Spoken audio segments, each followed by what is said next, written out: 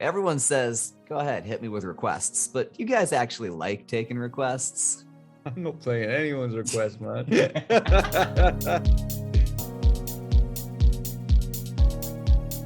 Joining us right now, a man responsible for some absolute bangers. Hits overseas, checking in stateside now, is James Hype. Yo, yo, yo. What's up? How are you? I'm good, man. I'm good. I'm just chilling in Arizona in the incredible heat here. No kidding. You're probably like exfoliating, getting some sweat out of your pores and stuff. For real. Yeah. Well, you've got a new song out. It's called Ferrari. It slaps. And I wanted to ask the obvious question, I guess, which is, what do you drive versus what's your dream car? What do you want to be driving? I don't drive a Ferrari. Sorry to ruin that illusion. I did get to drive a Ferrari in Miami a few months back, but I currently drive a Porsche, so I can't complain. No, that's pretty good. Is that like your dream car right there? It was, but like all these things, like once you achieve it, then there's a new dream car. So I drove a Ferrari 488, and that was amazing. So there's something new to aspire to. No kidding. Trying to get behind the wheel of that sometime again soon. Now, Ferrari just hit #1. I saw you posted about it in the Netherlands. And, we recently had Don Diablo on the show. He was talking about just how hard it can be sometimes to pop off in the Netherlands. That's a tough EDM crowd. So let's talk about all these different countries showing you love. Have you ever been surprised by the reception that a song of yours has got overseas? So surprised, man, especially when, like you say, Don Diablo said it's tough to crack the Netherlands. So that's really interesting to hear it from somebody who's from the Netherlands. But I feel like you can never predict which countries are going to respond well to a record and which aren't. Like there's people from all over the world are streaming this record, but it's amazing to see how the Netherlands have kind of latched onto it quicker than anyone else and made it like a massive hit in the country. And I was in the Netherlands last week and playing the song at a festival, and every single person knows the words, and it's wild. And you've got some huge hits in the UK as well. A couple that come to my mind are Afraid with Harley, who is also a recent guest on the show. More Than Friends, you've got Kelly Lee doing vocals on that one. I wanted to ask about guest vocalists. When you're looking for somebody to sing a song for you, what exactly are you looking for? Like, what jumps out in a person's voice? For me at the moment, it's something that sounds different. And that's where I think Miggy Dela Rosa really comes in. When I first worked with him, I was like, oh, this guy's voice is amazing. It reminds me of Justin Bieber sometimes. It reminds me of The Weeknd other times. And it's a really fresh sound for dance music, I think. So yeah, when I started working with Miggy, I was like, we've got to get something really good here, because his voice is perfect. Anybody you've got your eyes on for a future collab that you're trying to reach out to? My ultimate is always The Weeknd, Yeah. Well, I guess he's in between eras, so maybe now's the time, right? There you go. Now let's talk about remixes, because obviously with EDM comes originals on one hand and remixes on the other.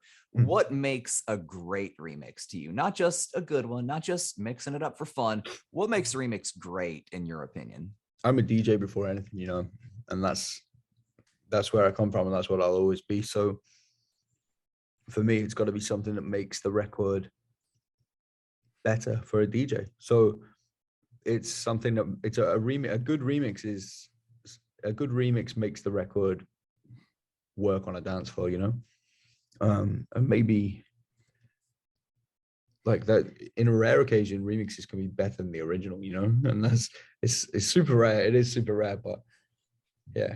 That's something that I want to achieve at some point in my career, Yeah, no, I believe that. There's a couple of remixes that I absolutely prefer to the original. You mentioned the dance floor, so I kind of wanted to do this real quick with you. Let's do sort of the ultimate guide to summer clubbing with James Hype. I want to ask you a couple of questions about hitting the dance floor, hitting the festival scene, and you tell me how you feel about it, okay? Okay. First things first, where's the best place in the crowd, in your opinion? Is that front row, halfway back, off to the side, VIP? What's the best place to hang out? Okay, so I am a massive geek and I like acoustics. So I would put myself somewhere like maybe 10 rows back from the front and directly in the middle, so you've got like the optimum position for the sound. Of course, yeah. So it's hitting you equally on both sides. Exactly, man. No panning issues. All right. What about the crew? How many friends is too many friends when you're going clubbing? Ooh, okay, probably about 3 or 4 is optimum. Any more than that, you're gonna start like losing people, and then it all like I've spent whole nights before where it's like, we've lost someone. No, where are they? They always show up, you know. But of course, but yeah, you don't want to spend your whole night looking for that one friend who's just determined to get lost. Mm-hmm. And what about on your end as the DJ? Everyone says, go ahead, hit me with requests, but you guys actually like taking requests? I'm not playing anyone's request, man. Don't be silly. No, I used to do, I've been a DJ for 17 years, you know. I used to do very different types of DJing, and I used to play for much longer sets, you know, like a resident DJ kind of thing. And back then I used to play some people's requests, you know.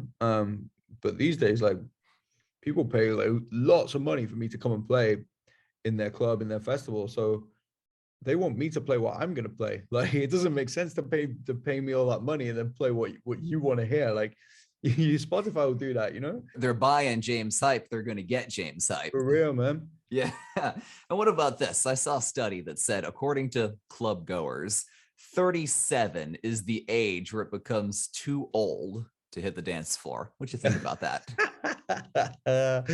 I think it depends where you are. I know there are some places where I felt too old when I was 25, you know. But there are other places where 37 is not old, you know. If you go to some of the most famous clubs in Ibiza and some of the more expensive places to go, I don't think 37 is that old. Last one on our ultimate guide to clubbing here. Whether it's a bar, it's a dance floor, it's a nightclub, it's a festival, how do you personally know the vibe is right?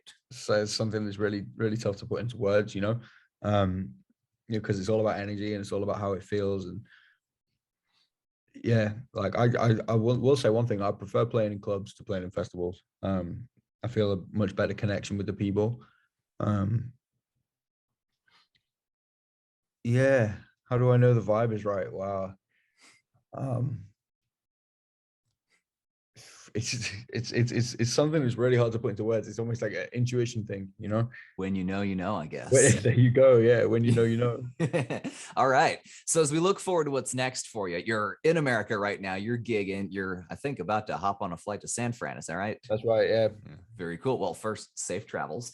Also, as we look forward, what is something that you're hyped for right now? What am I hyped for right now? Okay. Well, I've got a wild summer coming up. I'm doing so many shows. I've also got a remix coming out for Oliver Heldens' new record very soon. I'm really excited about that. It's something I've been playing in my DJ sets, and everyone's being like, "Whoa, what's this? What's this?" And not even Oliver Heldens has a copy yet. But really, I'm just kind of testing it. You know, that's kind of how I work. So yeah, that'll be coming out soon. I'm excited for that, and I've got more underground records coming later in the year, which I'm super excited to get out. I find that a key part of the creative process for me is actually putting things out, and it's like the creative process isn't finished until that record belongs to the world, you know. Well, I'm looking forward to hearing it now, especially if this is like some kind of exclusive market tested banger you've got. Okay. Well, James Hype, I really appreciate the time, man. I've been a fan, obviously, of the music for a couple of years now, loving the new one, Ferrari, like I mentioned. And, you know, the way that you do it just speaks to me. So I appreciate you speaking to me here. Thank you so much, man. I appreciate your support on the music, and thank you for your time.